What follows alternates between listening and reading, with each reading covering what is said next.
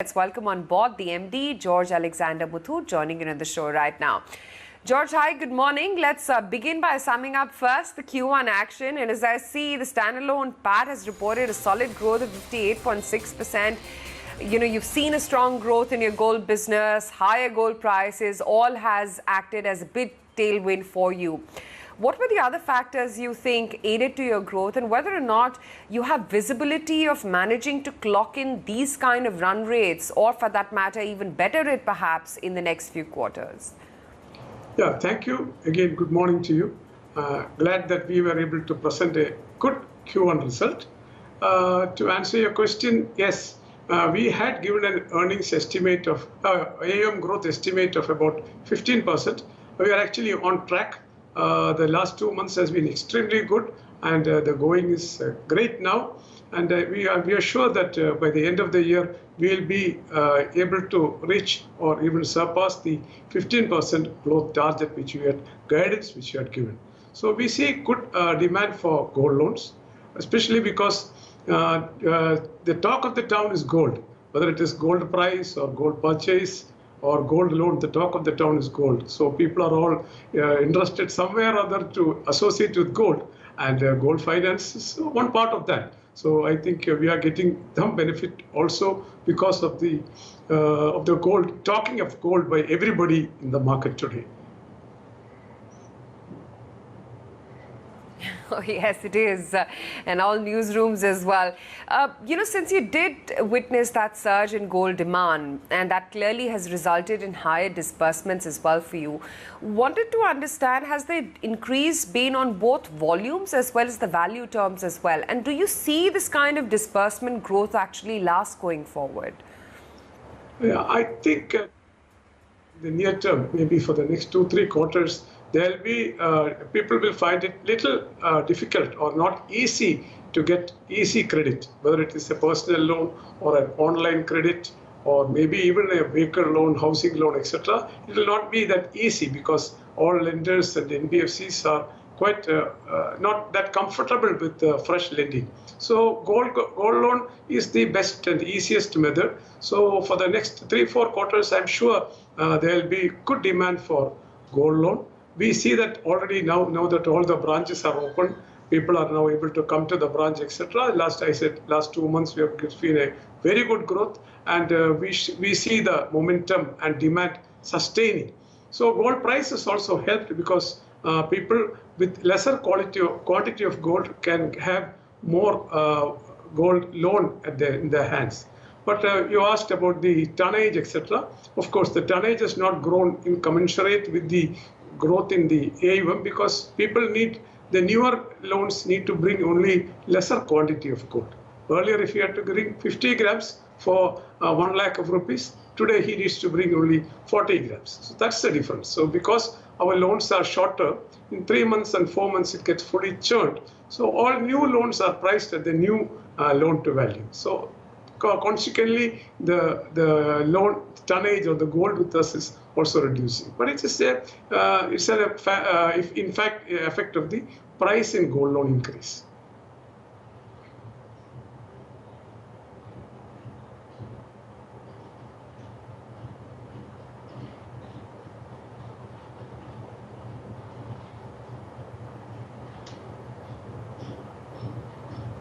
Sure. Your stage 3 assets have risen by about almost 17.5% on a sequential basis.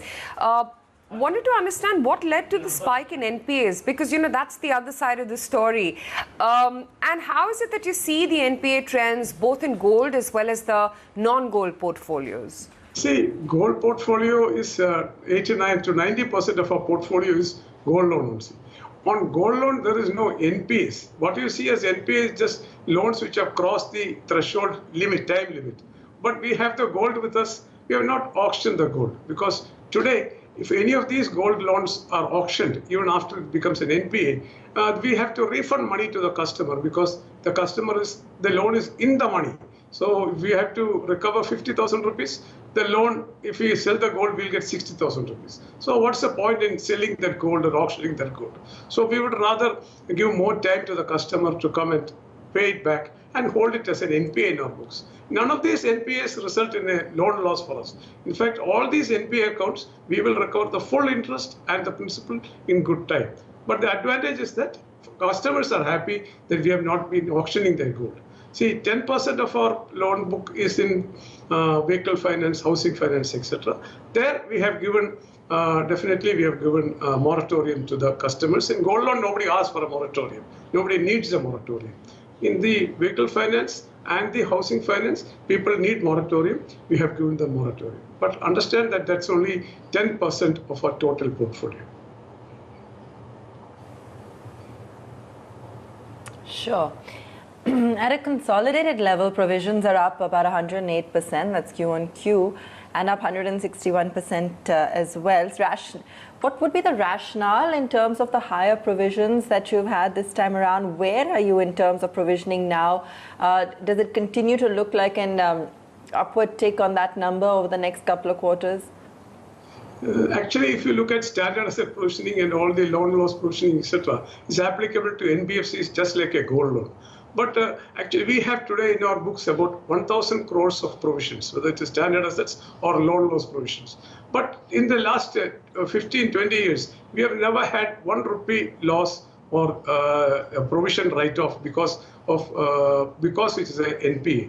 So this provision which we see in the books is just a technical provision which all NBFCs have to provide in their books. These provisions are never coming into converting themselves into a loan loss. So what provisions you see actually is the reserve only.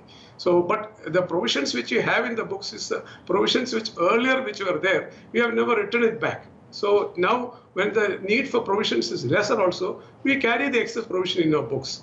That's just a technical one.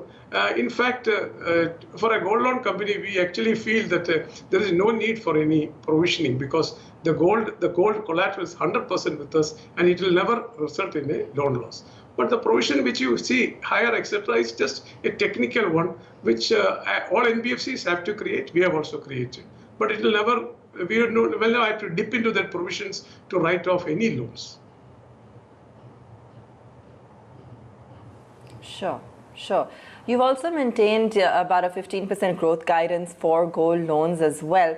Have you seen an increased demand for credit at the ground level post the unlocking? Has there been any kind of uptick on that? And what makes you optimistic of the outlook in the second half? I think in the next 3 quarters, by the end of next year, we should be able to reach 15% or more AUM growth. What gives us confidence is that today in the last 2-3 months, last 2 months in particular, we see very good demand for gold loan. People are coming forward because they need credit. The SME sector needs credit. The small-time customers, small business customers need credit. And everybody needs credit to restart their business. And gold loan is certainly the easiest one and the most convenient one today. So people are definitely using this as a means to finance their requirements, small business, small traders, all sorts of business people, and also individuals are using this. So what we see in the last 2 months gives us a lot of confidence that it will still continue for the next 3 quarters. Certainly in the next 3 quarters also, the same demand will continue, and we are priced, we are ready to do that. We have sufficient cash with us. We have about more than 8,000 crores of cash ready with us to take care of this loan growth demand. Sure. Would you also be open to acquisitions at this point, given that we are seeing so many stressed NBFCs out there? Would that be something you'd be open to? Taking over a gold loan company has never been, we have never thought about it. But the small difficulty with taking over a gold loan business is that because the loan is so short period, 3-4 months, by the time we negotiate with their company, the loan would have gone off from their books. So, but it takes, the average tenure is 4 months only. So we have never thought of acquiring any gold loan company, but the regular growth through our 5,000 branches is sufficient for us because today our average branch business is about 10 crores only. Easily any branch can cater to double that. So even average of 20 crores per branch is also easily sustainable by us.